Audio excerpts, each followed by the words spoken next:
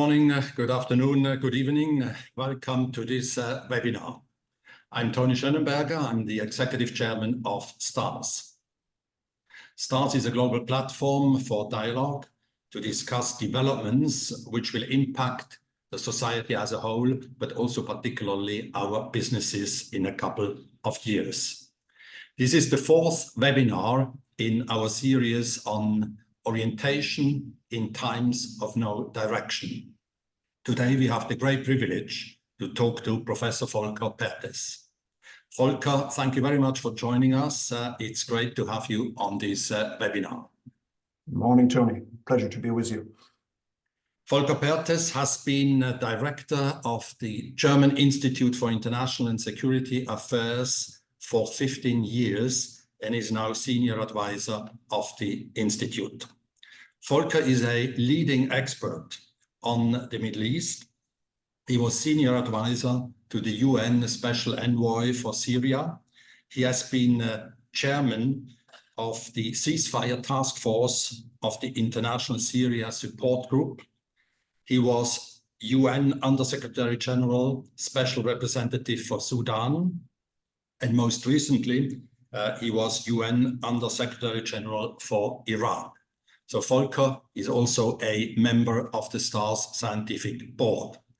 Again, we are very much looking forward to your insights, Volker. We have now 30 minutes to discuss with Volker Perthes, and if you have any questions, please use the Q&A feature below to type in your questions. And I'd like to encourage all of you to do it as quickly as possible because we are running out of time very quickly. So let's start. We want to touch upon quite a few geopolitical hotspots and finally ask the question what this means for business. And as we have the expert on the Middle East and Sudan in this webinar, I want to ask a couple of questions on this region. Sudan first. You had been the UN Special Representative for Sudan. What is actually happening there and what solution, if any, do you see to end this real tragedy? Well, thanks, Tony, for this question. And it's good to start with Sudan because the war and the tragedy in Sudan is behind the international headlines, sort of hiding behind the war in Ukraine, the war in Gaza. But we do have the greatest humanitarian crisis there worldwide, with more than 8 million people internally displaced or seeking refuge in other countries, and with a famine looming probably this summer and fall. And it's not really headline news. What has happened? We have had a military coup in Sudan in 21, led by two military leaders who then, to make it short, got in conflict with one another over the spoils of the coup and started a war between two military formations last year. What to end it, or what should be done, could be done to end it? Again, since we have 30 minutes, but not 30 minutes for Sudan, the very short answer here is, as long as both parties have an interest to continue the war and they have the resources to continue the war will not stop. So what we need to do as a first step is squeeze the resources of the warring parties, which for me means no arms into Sudan, no gold imports from Sudan, because that is the main resource of income for the warring parties. What is the role of the United Nations? Well, the role of the United Nations is limited now here. We were very active on the ground when I was SRSG, when we had a political mission in Sudan. The current military-supported government, or the government that is working with the military, with one of the warring parties, has ended the UN mission. So we only have a personal envoy of the Secretary General, Mr. Lamamra, who is trying to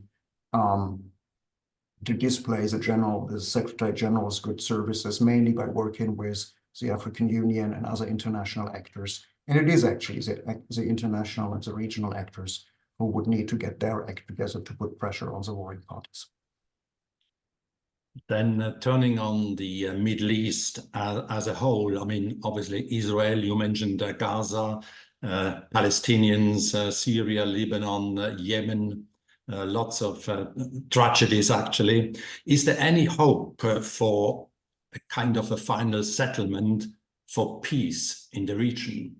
Well, hope, I guess, is mainly a religious concept, and as a political scientist and as a political diplomatic practitioner, I'm rather looking for opportunities to change something. But let us start with sort of a very, very short analytic view on the region. It seems that this region, which we call the Middle East, is very much epitomizing a little bit the multipolar world which everybody many have been dreaming about, and now they see it coming, and it's not so benign as they probably thought.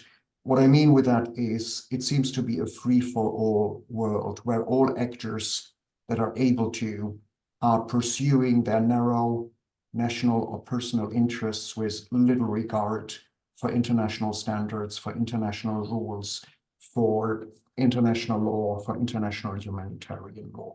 And there is very little of what I would call a common sense of purpose, that there is something bigger than your own national or personal interest, which you need to support if you want to preserve humanity. Now, that sounds sort of very big, but in the end, it's about our survival. It's about survival of people. It's about chances to develop regions that have had lots of opportunity losses because they have squandered their wealth into narrow interests, into war making. So very clearly, that is what we see in the Middle East. Everybody is balancing against everybody else. Almost everybody is also prepared to take huge risks, military risks against everybody else. Everybody is saying they don't want a great war. Listen to the discourse of Israel and Iran. They don't want the war, but they are also very much prepared to walk on the brink and risk a larger confrontation. And as regards Israel and Palestine in particular, there is a certain irony here that everybody has said over the last 10 years, and we were very much, I guess, guided there by the Israeli government under Prime Minister Netanyahu. Everybody said, well, the two-state solution is dead. We need to find something else. Now the two-state solution is back on the agenda after this tragedy, after the terror attack of Hamas, and after more than 6 months of war in Gaza now, because there's simply no alternative. All alternatives would be bad. It would be either an apartheid state, or it would be displacement, forced displacement, military occupation, and of course the idealistic solution of one state for all inhabitants of Israel and the Palestinian territories will not go down with the Israelis, because they would become a minority in their own country. So there is no alternative to having two states there, and it's up to the international community to pursue that. One last sentence here. Is there hope, as you said, or is there a chance? Tragically, I think it depends a little bit on whether Prime Minister Netanyahu or President Biden will be longer in office. Looking from the outside, I mean, the Saudi-Israel possible agreement under a kind of a US umbrella seems to be very essential. Don't you think so? Well, yes. Again, one of these ironies of history is that since Barack Obama, American administrations have been speaking of their overexposure in the Middle East, and they want to reduce it and pivot to Asia. Particularly President Biden now, he is probably the least popular American president in the Arab world, and he is also the least popular American president with the Israeli government. But in the end, there is no one else there than the Americans who is leading the negotiations. We have Qatar, we have Egypt, but they are in a supportive role here, and it's under the lead of the Americans. And without the Americans putting their full weight into a solution, nothing will happen, and the tragedy will continue. And everybody knows that. I mean, you see the Saudis, see others who say, well, we want a bilateral security agreement with the Americans. So the US is not much loved there, but it is also indisplaceable. Turning to Iran, and my really simple question would be, when will we see a regime change? Tony, it's not a simple question. It's a question which is impossible to answer. The only thing I can say, we should not dream. I mean, I did never dream about that, but some policymakers, particularly in the US, did. We should not dream of a regime change from outside. That means from other international players, from other states, or even from an exiled opposition. Change has to come from within. Otherwise, we would have catastrophes like we had after 2003 in Iraq. We just discussed the Middle East, now turning to the world as a whole, and it looks like as the world is really crazy. I mean, there are so many, and you mentioned some of them, geopolitical, geoeconomic tensions. We have systemic rivalries. We have the emergence, again, you mentioned it, of a kind of a multipolar world. Then lots of other challenges like climate, energy. We have poverty, migration. You mentioned Sudan, technological developments, AI, robotics, etc. Disruptions all over. Please give us some orientation and direction in this crazy world. Well, how we see the world very much depends on what we are usually occupied with. So for an economist, the world may look a little bit different than from a political scientist or for a political scientist or a diplomat. So since I'm looking at geopolitics, I see the multipolarity, which probably is too nice a concept for the reality. It's more multipolarization. So we have polarization on the global level between 4 or 5 global poles, the US definitely, China, Russia, if it doesn't squander its resources in a useless war, the EU, if it avoids to polarize itself or to become internally polarized, probably India in the future. So these are 4 or 5, but we are global poles, but we also have regional poles. All the regions are polarized. We spoke about the Middle East. So here it's Israel and Iran, Saudi Arabia and the UAE, Turkey as a sort of pole there. And everybody is very much in the mood, particularly in the security realm, of pursuing their own narrow interest and acting in a very transactional way. So we don't have really permanent alliances that stick together even if there are differences of interest. I mean, we see that even in NATO, with Hungary sometimes or Turkey sometimes following their own interest and not sticking to the line of the alliance, and even more so if we look into regions. It is, in a way, a free-for-all world. The hope here, I'm using the concept now, probably comes from realms outside the security sphere. There is a bit more of a common sense of purpose when we look to financial markets, for example. So the Financial Action Task Force still does work, even with Chinese and American and European inputs. Climate, everybody knows that we are threatened. Some inside nation states, inside the US, inside the EU, are denying it. But the governments of the US, the governments of China, the governments of the EU states all know that this is an urgent issue and we need to work together here. So we have very slow, it's always too slow, but we do have some progress in the COP conferences, which we have had. Global health, it's a subsystem where we all know that there's no way but cooperating. I mean, you can have a war against one another, but you still can have diseases that kills you on both sides of the front. So these, some people call it softer realms. They're not really softer, because if you are killed by a disease, it's not necessarily a soft death. So these realms are probably where we need to increase cooperation as it were, sort of a confidence building measure for the relations between states, also in the security realm, also the political realm. Turning to the US, we are seeing the elections in November. Yes. You expect expectations for the world as a whole. Look, of course, it depends on the outcome. If Biden is reelected, we will have an old president who probably doesn't have a majority in the two houses of Congress, but we will have a modicum of predictability in US policies. And that is what counts most, I think, for the rest of the world. If Trump wins, we will have more American nationalism, probably isolationism. We will have more transactionalism. And of course, the US still being the most powerful country in the world, other countries take a lesson from what they see in the US. So we will have an even more fragmented world with more transactionalism. That's not sort of a world where the US goes into wars against everybody. Trump is not a warmonger.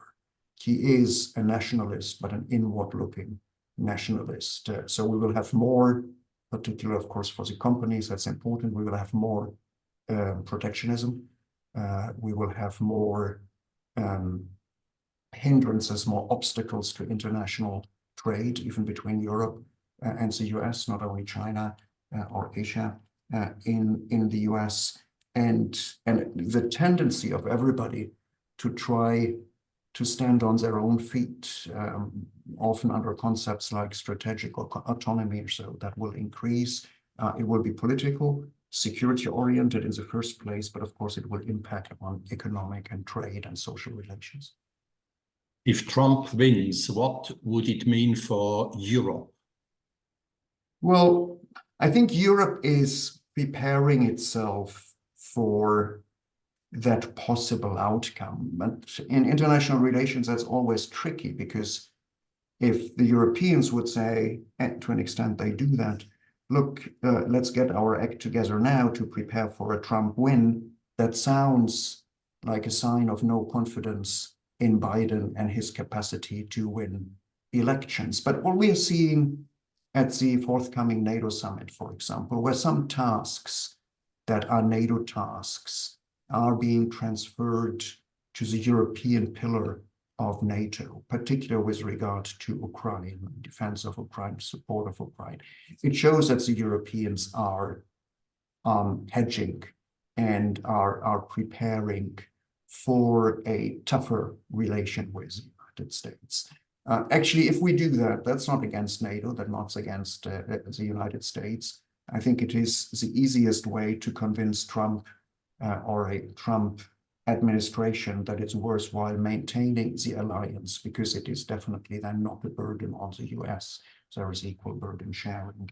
And so the outcome of the European side may be positive in the sense that the Europeans get their act together. I think particularly President Macron, also when he was in Berlin recently, has given a few hints where that path should lead to.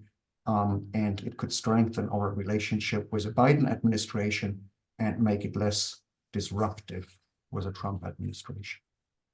You mentioned Ukraine, and there are some recent developments yesterday and the day before. There will be this conference in Switzerland. What are your most likely scenarios on the Ukraine-Russia situation? I fear that this war will be with us for at least another year or more. It doesn't seem that Russia wants to let up, even though we hear sounds, probably it's trial balloons from Mr. Putin, that he would be prepared for negotiations over ceasefire on the current front lines. At some point, we will have negotiations. I mean, wars, we know that either end with the defeat of one party or with negotiations. And it doesn't look as if any of the two parties here could be or would be defeated. Always a question of definition. It's a question of what it means to win. Does a win for Ukraine mean to regain all the territories lost since 2014, or does it simply mean that Russia cannot win, that the Russian assault is stopped? So I suppose that by next year at the latest, we will have negotiations, and we will have an interim status where Ukraine will not have re-won all the territories you will probably have territories under occupation, but at some point the energy of both warring parties will run out. The energy also of the West to support Ukraine will become lesser, and we will have negotiations. You mentioned the multipolarity, and actually, if you look at the situation, we see the global south, we see the G20, obviously, BRICS, etc., lots of these kind of developments. Are we really moving towards a kind of a multipolar world? Or other question, what will the world look like maybe in 10 years or maybe in 20 years from now? Look, I think it depends on what we do. What we do, which also means what kind of politicians we are going to cast our votes for in Europe, what happens in the US, what happens in China.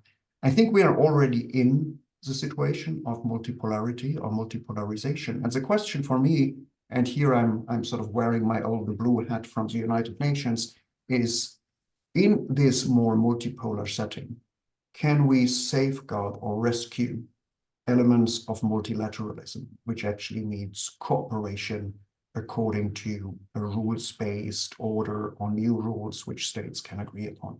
The Secretary General of the United Nations has invited a summit for the future at the opening of the General Assembly in September, or along with the opening of the General Assembly in September. There is a draft now for a pact for the future, which is probably not as ambitious as some idealists would like, but it is an attempt to reascertain some basic principles of living together internationally in this complicated and threatened world. And of course, there's a lot about development finance, which is necessary. If you want the so-called global south to support an ambitious climate agenda, you have to make sure that the finance is there. There is a lot about the protection of civilians, and we know civilians are the primary victims in all the conflicts, whether it's Ukraine or Gaza or Sudan. There is a couple of things in that draft pact about artificial intelligence and how we can make sure that even in armed conflicts, it's not machines that take over decisions about life and death. We have another 5 minutes, and I would like to turn now to the global economy. I mean, we discussed so many geopolitical developments, etc. And obviously the question, and probably most of the audience is interested in that question too, what is the impact of these developments on the global economy? Well, I think we are already seeing it. I mean, we are seeing the fragmentation of economic spaces. We see that some companies seem to be forced to actually split sort of in a China-based and a Western-based part of their business. We see a fragmentation of supply lines, which of course is creating opportunity costs and real costs. I guess what we have to get used to, and we don't like it, and we think it doesn't make much sense, is that the logic in which states behave right now is more geopolitical than geoeconomic. So states, and partly also non-state actors, ideologues behind state leaderships, are not so much looking at the economic gains, and economic gains are usually also social gains for society or for development, but they are looking at political gains and political losses, which means that you sacrifice sometimes possible economic gains and societal gains and development gains.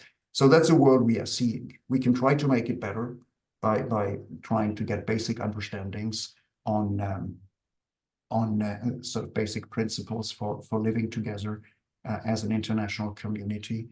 And we should certainly make all efforts to also reform international financial institutions so that they maintain their credibility. I'm speaking of the World Bank, I'm speaking of the IMF, and to maintain the WTO and its basic and the basic principles which it is built upon. But I guess we have to deal with a more protectionist. We will have to be prepared for a more protectionist and more fragmented economic environment.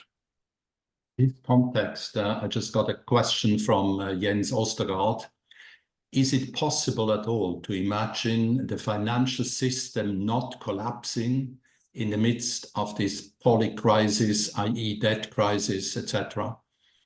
I mean, there is something in international politics which is similar to what we used to say about generals in Europe in the 19th and early 20th century. Politicians are always better able to win the last war, which is behind them, or to put it in different language, to cope with the crisis which is behind them than the crisis that comes up. So I think the financial crisis of 2008, 2009 has actually taught us some useful lessons and actually brought some institutions to work, like the Financial Action Task Force, the G20, which I think can help us to overcome coming debt crises and other financial crises. We probably also have, I spoke about that, learned a bit over the COVID crisis to deal with the next pandemic. But it is always only the crises that we know that we are able now, after experiencing it, to deal with it because we have built up some measures and some institutions. I have two final questions, Volker. What is the single biggest risk you see regarding geopolitics? Well, I think it is that we have political leaders walking on the brink, thinking that they take calculated risks and not knowing how to calculate them, and then they fall off the brink. And last question, how optimistic are you looking at the world today? Look, I'm a realist, which means that we have to make things better, even if they don't look good. And I believe in the ability of mankind and in the rationality of mankind to make things better, particularly when they look bleak. Thank you very much, Volker. Time is up, unfortunately. The title of this webinar series is Orientation in Times of No Direction. Indeed, I would say orientation is needed in this, let's say, crazy world in inverted comma. Volker, thank you very much again for your most interesting insights and your analysis. You helped us to better understand all these disrupting phenomena in complex interconnected systems. We wish you all the best and look forward to having you again at STARS. Thank you. The next webinar will be on the 13th of June, so in 2 weeks from now. We are starting a new series on, is this the final end of Pax Americana? Implications for business and society. The first speaker will be John Allen. John Allen is was past president of the Brookings Institution, and he's retired US Marine Corps 4-star general. He's a top expert on security affairs. I hope to see you there. Goodbye and bon weekend.